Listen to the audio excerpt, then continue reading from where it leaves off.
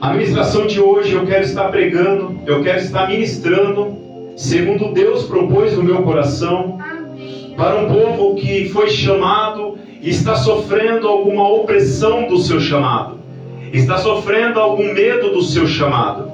O profeta Jeremias, como todos bem sabem, conhecido como profeta chorão, ele nasceu, segundo a teologia, no ano de 645. Como todos sabem, antes de Cristo, os anos são decrescentes.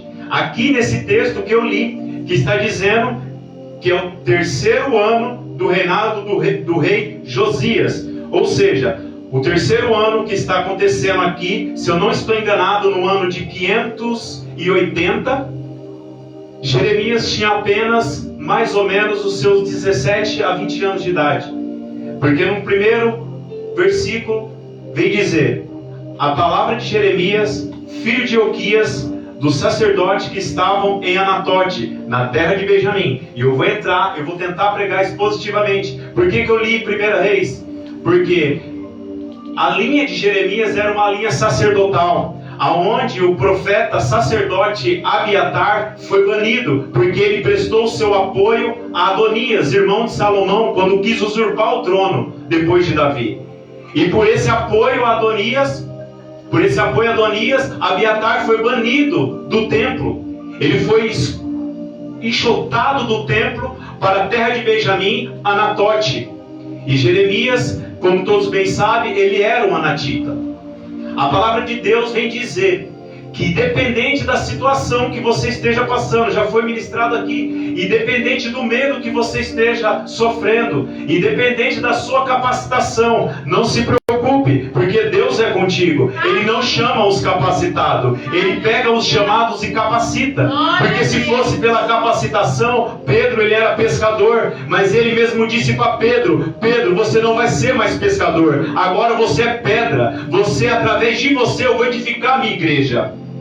Se fosse por causa da capacitação, ele poderia pensar: Paulo é um assassino de crente, Paulo é um perseguidor de cristão. Mas Paulo, eu tenho uma coisa para dizer para você agora, a partir de hoje, na sua conversão, quando chegou e tirou a escama dos seus olhos, agora você não é mais assassino de crente, e sim você vai ser pessoa que vai escrever carta, aonde você vai ser um apóstolo, um missionário, para levantar a igreja aqui nessa terra. Através de Paulo, nós temos o Evangelho, porque Paulo ele expandiu por toda a Europa, todo mundo sabe disso. Eu gosto muito de falar de Paulo, porque Paulo ele foi um dos perseguidores de crente, mas através da sua perseguição, aonde chegou o servo do Senhor, que teve medo de chegar até Paulo, para tirar as escamas dos olhos dele, chegou nele e falou assim para ele, o próprio Paulo: Senhor, eu não estou perseguindo você. E Jesus disse: se você persegue a minha igreja, você também me persegue. E Paulo entendeu que a igreja de Cristo fazia parte do corpo de Cristo. Então, se ele estava perseguindo o povo de Deus, ele também estava perseguindo o próprio Cristo. Mas através da conversão de Paulo, desde o início da conversão até o fim da vida dele, ele continuou sendo servo fiel.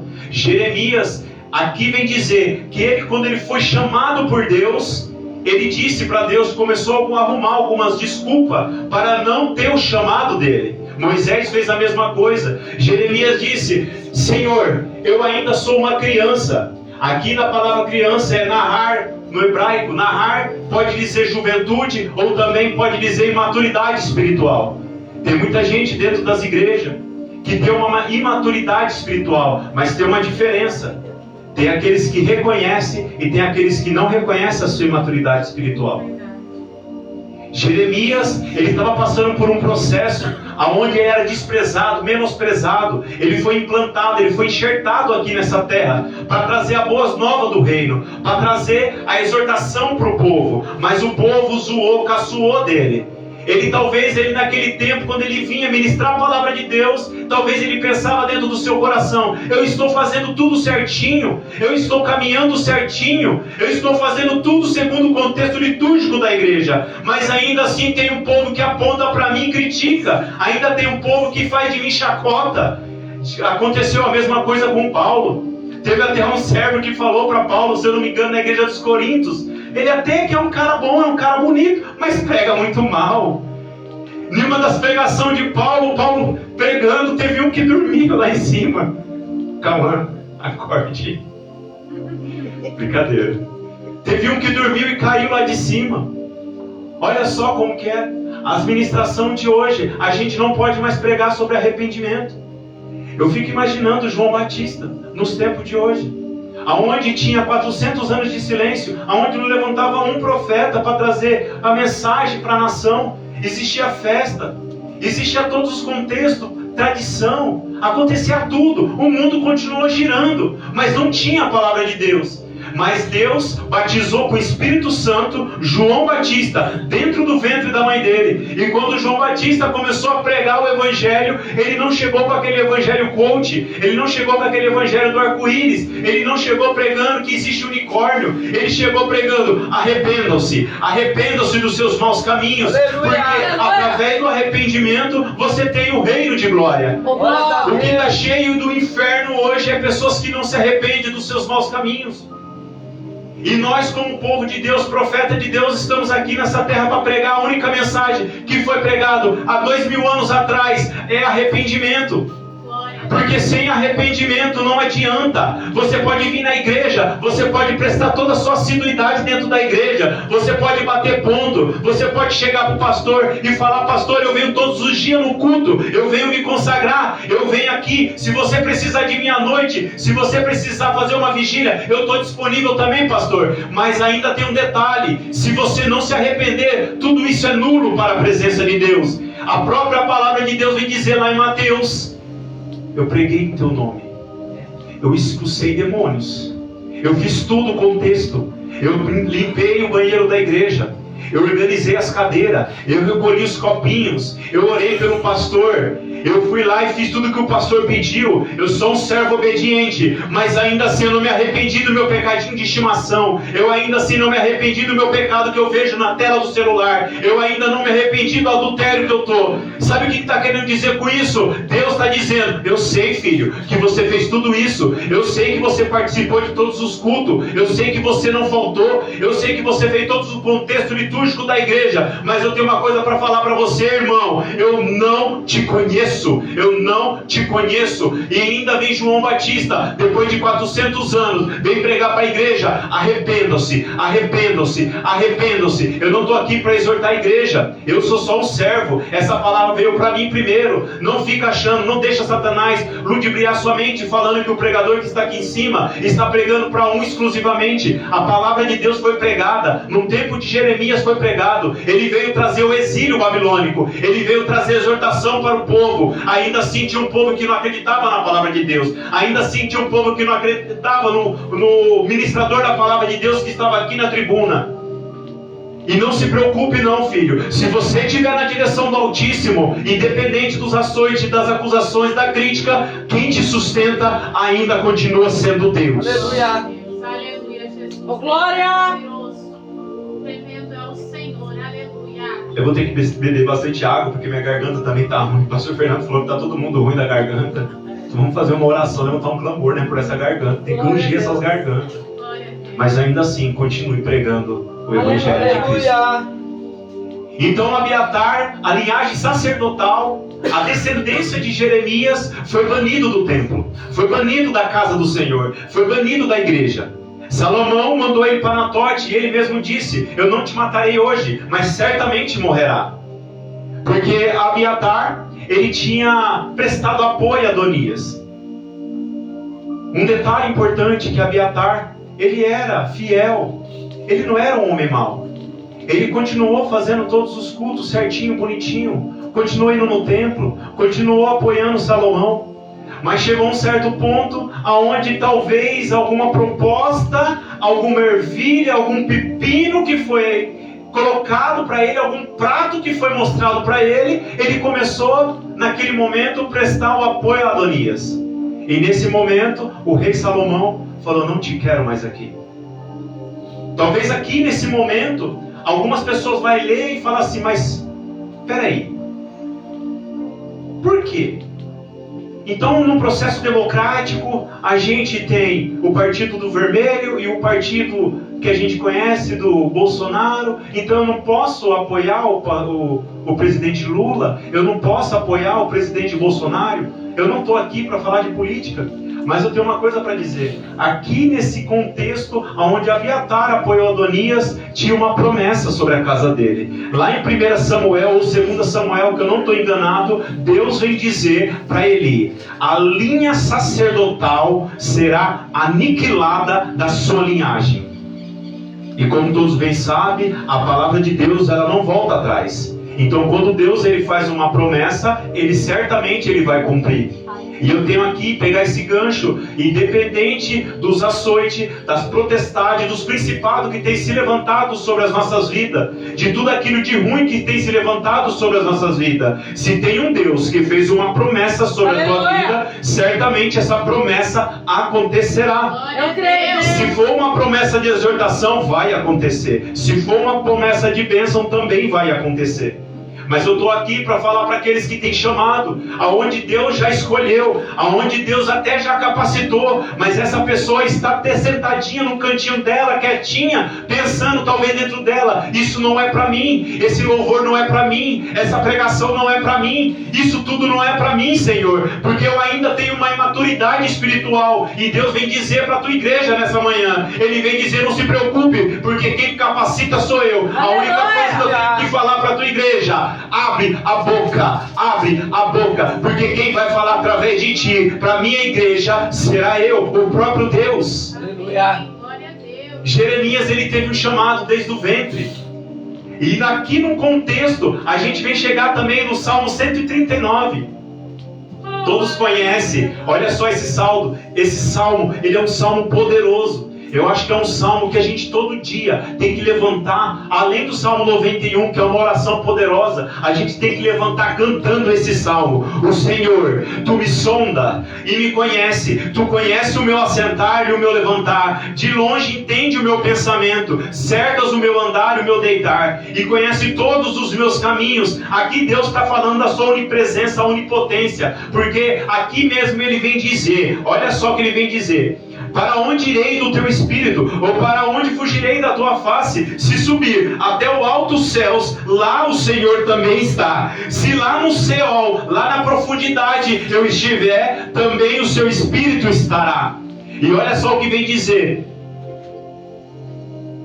no versículo 15: os meus ossos não te foram encobertos, quando no oculto fui formado e entretecido como nas profundezas da terra. Aqui vem dizer, em contexto com Jeremias, antes que eu te formasse no ventre, do seu ventre materno, eu te escolhi, eu te selecionei, e é independente de qualquer coisa que se levante, é eu que vou te capacitar. Não se preocupe se você talvez pense que você não tem capacidade, é assim mesmo que eu quero, porque vem dizer, eu quero aquele que todo mundo acha que é fraco, para confundir aquele que acha que é forte. Eu quero todo mundo, eu quero chegar e chamar aqueles que são loucos, para confundir aqueles que são sábios, porque para todo mundo que passa na porta da igreja, vê alguém aqui na tribuna falando em línguas, pulando, tendo aquele reteté, não entende, mas o que para muitos é loucura, para nós que estamos dentro da igreja, é somente o poder do Altíssimo. Não se preocupe não, porque o Espírito de Deus que habita dentro de você, ele não vai sair de dentro de você, para você pular. Pode pular no Espírito, pode falar em línguas, não se preocupe não. O que todo mundo acha que é loucura, pode ter certeza de uma coisa, é só o poder de Deus. Aleluia. Aleluia, Jesus. E o próprio Deus disse: Teu nome, Pai. você pode até se sentir fraco, pode até se sentir vazio, mas é neste momento que o poder de Deus se aperfeiçoa. A palavra de Deus vem dizer que foi arrancado a cabeça de João Batista.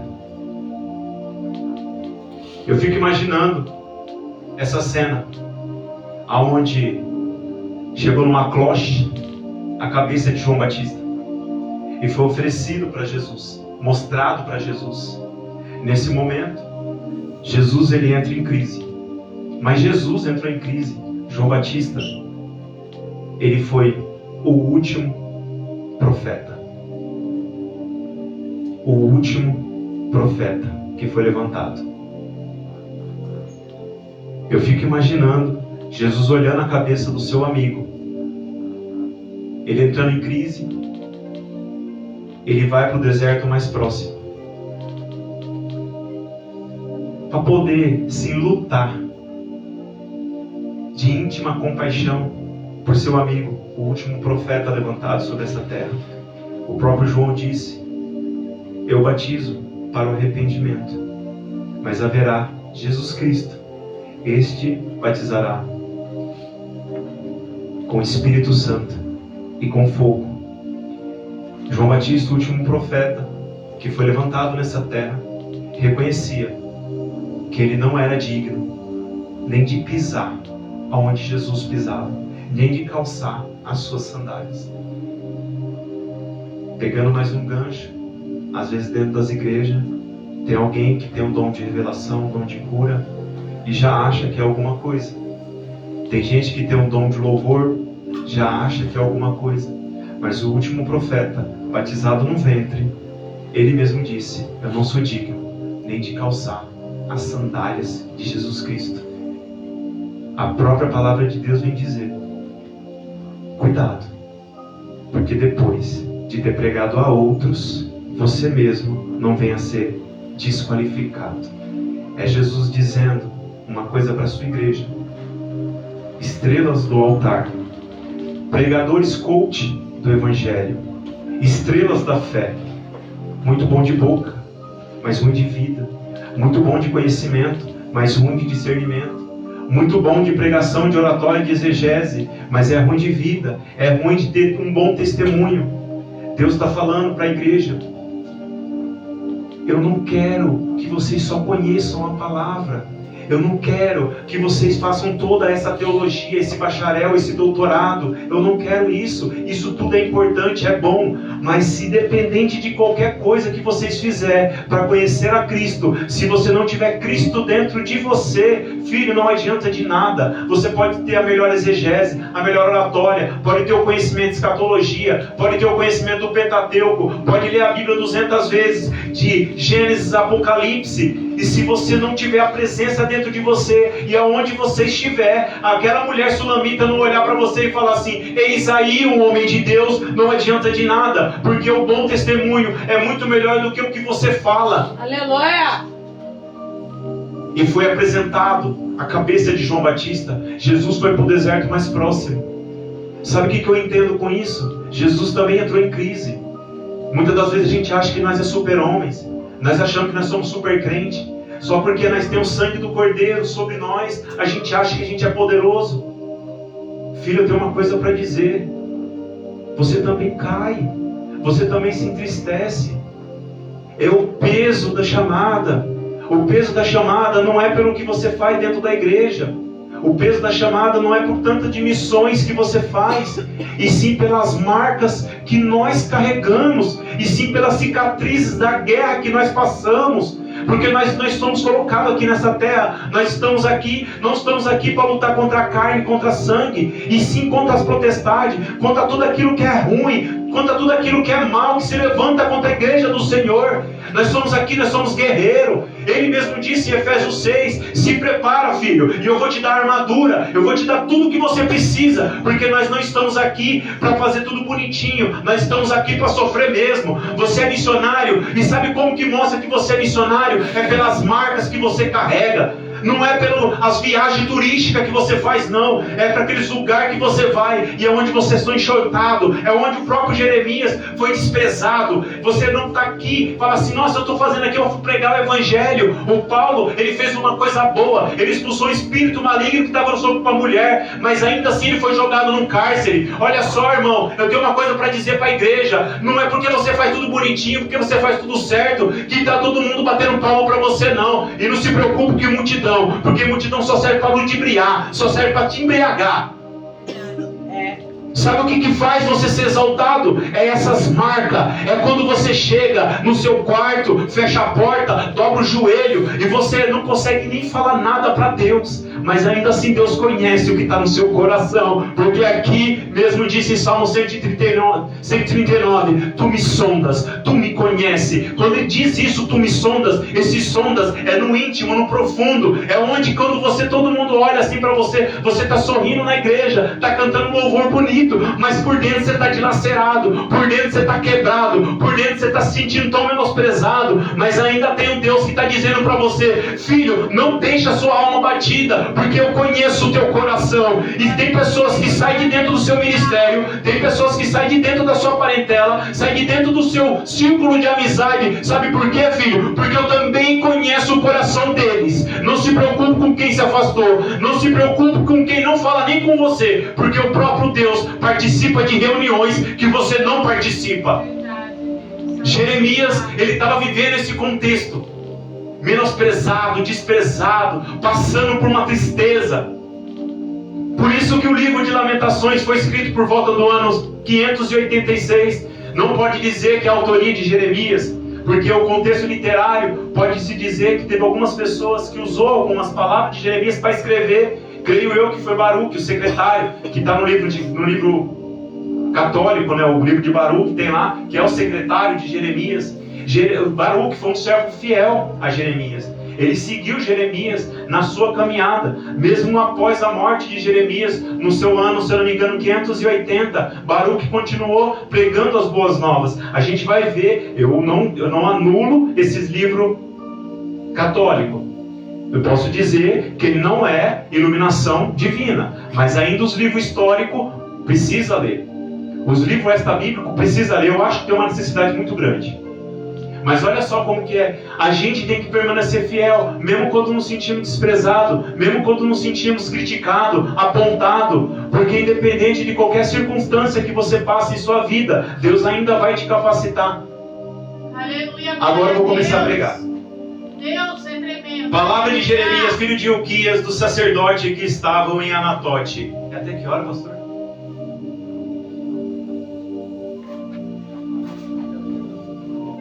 Glória a Deus. Sacerdote que estava em Anatote, na terra de Benjamim. A ele veio a palavra do Senhor nos dias de Josias, filho de Amon, rei de Judá, no 13º ano de seu reinado. E lhe veio também nos dias de Joaquim, filho de Josias, rei de Judá, até o fim do ano 1º de Zedequias, filho de Josias, rei de Judá, até que Jerusalém foi levado em cativeiro no 5º mês.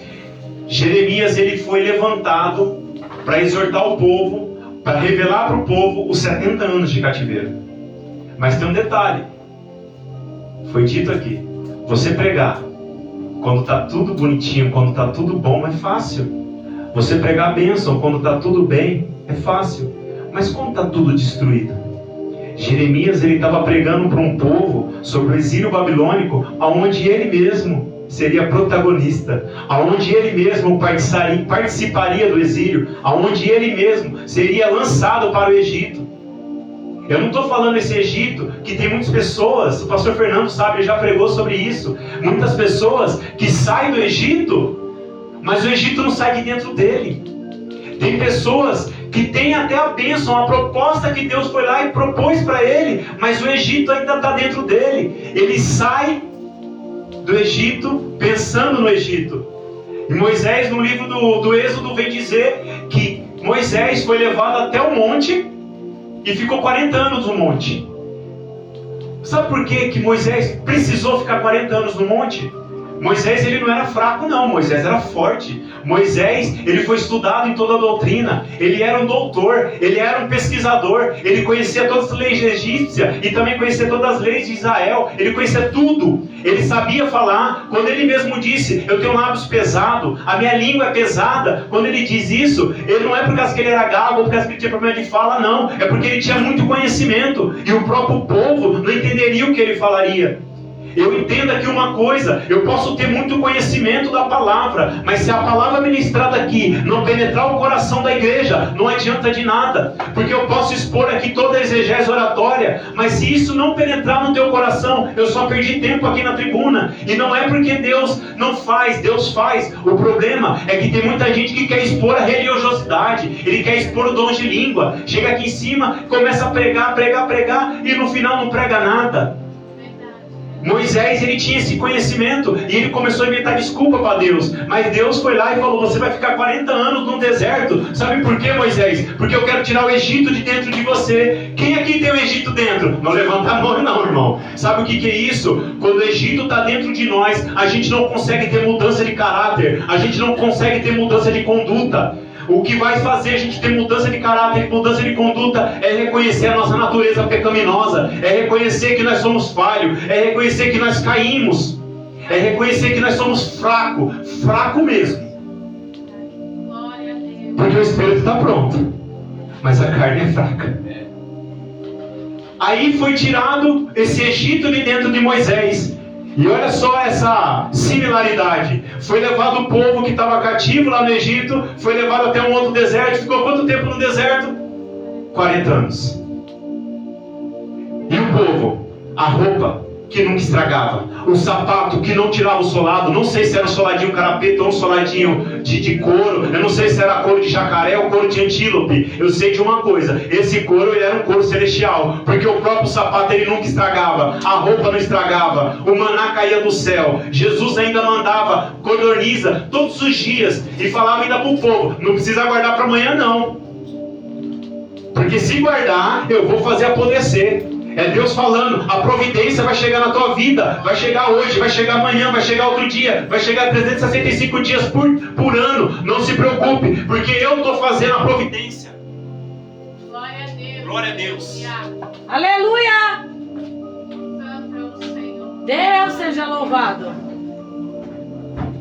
Glória a Deus. Aleluia. Microfone. Glória a Deus. Pode deixar esse mesmo. Glória a Deus. Aí ficou pentecostal também, é só pegar. Oh, glória. Glória a Deus. Então o povo foi levado e ficou cativo no deserto. Quando Moisés tirou o povo do Egito, ficou ali cativo dentro do deserto. E talvez esse povo começou a indagar tanto a Deus, começou a indagar tanto a Moisés, porque nem era Moisés que falava com o povo, era o próprio Arão. E olha só como que é, Deus dando a providência. O problema nosso como cristão é que quando a gente está na prova, a gente não consegue ver a providência de Deus. Quando a gente está no deserto, a gente não consegue ver a mão de Deus. Mas ainda assim Deus continua fazendo, ainda assim Deus continua providenciando o que você precisa. Tanto roupa quanto alimento. Quando ele disse no Salmo 23, o Senhor é meu pastor, de nada sentirei falta. Não é falta de um carro do ano, não é falta de uma casa, não é falta de uns aparatos bonitos para estar na igreja. É Deus falando: sabe o que não vai te faltar? É a minha presença, filho. Porque a minha presença está sobre você. Não se preocupe, porque a providência vai chegar. Pode ser que não seja hoje, pode ser que não seja amanhã, mas a providência certamente vai chegar na tua vida. E o povo ficou 40 anos no deserto, porque precisava tirar o Egito de dentro deles. Tem muita gente que está passando por uma forja dentro da igreja. Tem pessoas que estão 10, 15 anos dentro da igreja e não conseguem ver nada acontecendo. Pastor Ismael, que já passou muito tempo na igreja, ele sabe. Pastor Ismael tinha uma das ministrações que ele falava que tinha um irmão que estava na igreja há tanto tempo, nunca tinha visto ele ter uma oportunidade. É Deus fazendo ele passar numa forja, é Deus fazendo ele passar lá na olaria, porque não é o tempo que você tem de igreja não, filho, porque eu desde 16 anos de idade eu vou na igreja, mas quando eu tive a conversão, foi lá no pastor Rocha, através da ministração do meu cunhado, o pastor Fernando. Eu posso dizer uma coisa para a igreja: eu fui da igreja desde os 16 anos de idade, mas a minha conversão faz só 4 anos. Aleluia. Não é o tempo que você tem de igreja que te faz crente não, filho. É o tempo que você tem Cristo dentro de você que te faz crente. É o tempo que você tem mudança de caráter, mudança de conduta, mudança de cenário. É quando a pessoa olha para você e fala assim: você, pastora Petra, você, pastor Fernando, pregando o evangelho, você que estava num projeto, você que estava ali Todo mundo sabe, né? O testemunho da pastora Petra. Você que estava lá, ou chegava de mim e falava, você que era brigão, que arrumava encrenca com todo mundo, você que gostava de esquerar todo mundo, presbítero Júnior agora pregando o evangelho, é exatamente isso que a gente tem que ouvir. É a pessoa olhar para você, alguma coisa aconteceu, e tem um detalhe, tá passando por prova, carro quebra, ixi, pastor Fernando, pastora Petra sabe disso, é de madrugada mexendo em carburador, é fazendo coisa para tentar o carro andar, é tentando o pastor Fernando saindo do culto para poder me resgatar no meio da rodovia, porque carro quebrou, e nós passando por tudo isso, passando por prova, e as pessoas olhando, nós passamos por tanta luta, mas está sorrindo, passando por tanta prova, mas está sorrindo. Sabe o que é isso? É porque o Senhor é meu pastor, e nada vai me faltar, porque a presença dele não vai me faltar, porque o que me faz feliz não é o bem que eu tenho, não é a casa que eu tenho, não é os filhos que eu tenho, e sim a presença de Deus. Eu tenho uma coisa para dizer para a igreja: tem dor maior do que perder um filho, tem dor maior do que perder um pai, tem dor maior do que perder um carro, uma casa, é perder a presença de Deus. Meu Deus! Davi vem dizer no seu salmo: Senhor, pode tirar minha riqueza, pode tirar meus filhos, pode tirar tudo de mim, Senhor, mas tem um detalhe, eu peço de coração quebrantado, só não tire de mim a tua presença. Tem muita gente buscando tanto bens material, onde o ferro corrói, onde a traça come, e o mais importante deixando para trás, que é a presença de Deus. Jesus foi levado até no deserto. Ele foi para o deserto. Deus me entregou isso aqui agora. Jesus foi para o deserto, triste, totalmente em crise pela perda de João. Só que chegou no deserto, ele multiplica pão. Aleluia. Ele multiplica peixe. Deus me deu isso agora. É no seu pior momento, é na sua pior dor, que Deus vai drenar o melhor de você. Glórias a Deus. É quando o seu coração está contrito, dilacerado. É quando Deus vai drenar aquilo que está dentro de você, que é dele. Amém. Não se preocupe, porque ainda assim a presença de Deus, ela te consola, ela te conforta, e Deus vem drenando de você o melhor. E nós somos privilegiados, porque é só aqui que nós temos o privilégio de prestar o melhor culto, a melhor adoração, de coração triste, de coração amargurado, de coração raivoso, porque ainda assim Deus consegue extrair toda a bondade, todo o amor que vem através de Jesus de dentro de você. Aleluia. É quando você precisa ser liberto e você libertando. É quando você precisa ser curado e você curando. É quando você está sangrando e precisa estancar o sangue do irmão. Deus está falando, é nesse momento de dor, de aflição, de menosprezado, de crítica, de apontamento, que eu vou extrair o melhor da minha igreja. Aleluia! Glória a Deus! Voltando para o texto. Assim veio a mim a palavra do Senhor dizendo, isso aqui é forte: antes que eu te formasse no ventre, eu te conheci. Antes que saísse da tua mãe, te santifiquei, e as nações te dei por profeta. E assim eu já vou encerrar.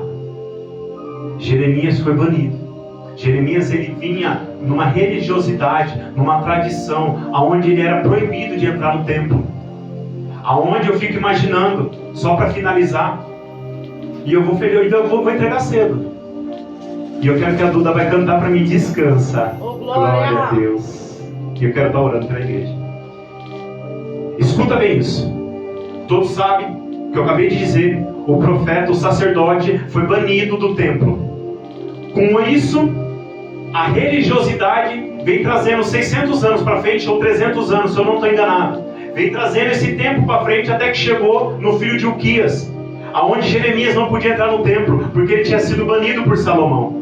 Mas ainda assim, Jeremias, ele era um servo fiel, ele era um servo obediente. Eu fico imaginando Ilquias falando bem assim para o filho: filho, nós vamos para a igreja hoje. E Jeremias dizendo para o pai: pai, mais uma vez para todo mundo me apontar, mais uma vez para não deixar eu entrar nem na porta, mais uma vez para não olhar para mim e fechar a porta para mim não entrar. Pai, as pessoas lá nem escutam o que eu falo, as pessoas não gostam nem de eu louvando, as pessoas não gostam nem de me pregando, as pessoas quando tem eu no cartaz, nem vai lá me ver. E o Ilquias vem dizer para Jeremias: é nesse cenário mesmo, filho, é assim mesmo que nós vamos para a igreja, é assim mesmo. Aí eu fico imaginando aonde está todo aquele povo de Anatote, bem fora do templo, por causa que eles são banidos, não pode entrar, por causa da religiosidade que mata a ovelha, por causa de todo esse contexto tradicional, judaico, ou outro contexto que traz nos dias de hoje, que vem matar as ovelhas. Eu fico imaginando o povo de Anatote fora do templo, aonde no templo está tendo louvor, está tendo levita, está tendo pregação, aonde o pastor está tendo reteté, aonde está tudo bonito dentro do templo, e está o Anatote lá fora, de joelho dobrado, orando, falando: Senhor, eu quero que o Senhor me veja, Senhor, eu estou aqui, Senhor, mais uma vez passando por tudo isso, eu ainda estou na igreja, Senhor, todo mundo está me vendo e apontando para mim, falando: você vai de novo, nunca acontece nada na tua vida, nunca vejo nada acontecer, eu nunca vejo nada prosperar na tua vida. E Jeremias vem ali naquele tempo de joelho junto com Ilquias, o pai, ele orando para Deus, louvando a Deus, e lá no templo, e eu fico imaginando Deus olhando lá do trono, falando bem assim para a igreja dele, ele olhando lá de cima e olhando para o templo. O culto é verdadeiro, mas a vida é falsa. O culto está tudo bonito, está acontecendo todas as coisas, mas ainda assim a vida deles são toda errada. E ele olha lá no pátio, lá fora do templo, ele olha o anatita que está de joelho dobrado, orando para ele, e ele vem dizer: antes que eu te formasse, Jeremias, no ventre, antes de eu te chamar, antes de você pensar que você é alguém na tua vida, eu já te olhei lá do alto e falei: Jeremias, tu és servo meu. Aleluia! Jeremias, tu é profeta. E olha só, ele estava lá fora do templo, mas aonde tinha adoração verdadeira era lá fora do templo. Lá dentro do templo tudo rolando, mas lá fora onde tinha adoração verdadeira, a gente vem ver que tinha uma mulher lá no poço, e ela vem dizer para Jesus: Jesus, você vem aqui falando comigo? Olha só, tem uma coisa, o povo lá diz que lá onde tem a melhor adoração é lá em Gerizim, mas nós aqui acreditamos que aonde tem a melhor adoração é lá no Monte Sinai. E Jesus está dizendo bem assim para ela: não é a placa de igreja não, filha, não é as igrejas, não é os templos não, aonde tem a melhor adoração é aonde tem um povo que me adora em espírito e em verdade. Aleluia! E aqui no templo, pode ser que esteja o culto tudo bonitinho rolando, no templo onde você foi banido, Jeremias, mas ainda assim o seu coração está voltado para mim, e eu te sondo, e eu te conheço, e eu escutei a tua oração, eu te vi, eu te enxerguei lá do alto céu. Não se preocupe, você vai ter agora a tua oportunidade. E eu fico imaginando Deus chamando Jeremias: Jeremias, profeta, agora você está com a oportunidade de pregação. Aleluia! Aleluia, Jesus, exaltado teu nome. Enquanto a Duda louva, eu quero estar orando pela igreja. Aleluia! Glória a Deus, aleluia, Jesus, engrandecido e adorado és o teu nome. Aleluia. Oh, glória! Glória a Deus. Santo, santo, santo, santo és o Senhor. Oh, aleluia, meu Deus. Oh, Glória Jesus, a tu és Deus. maravilhoso. Tu és Aleluia. poderoso, Pai. Oh, glória! Espírito Santo de Deus. Hoje é dia de renovo para a tua alma. Hoje é dia de refrigério para a tua alma. É no momento que você está passando a maior crise da tua vida, aonde Deus vai drenar o melhor de você, aonde Deus vai pegar e extrair a tua bondade, é onde Deus vai te ver, vai te enxergar lá no alto céu e vai dizer: tu és servo meu, tu és servo meu. Não se preocupe com a desonra, porque é eu que vou te honrar. Glória a Deus. Não significa nada. Aleluia.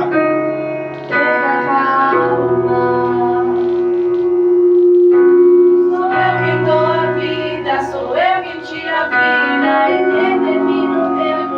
O Espírito Santo de Deus, fala para a igreja nessa noite.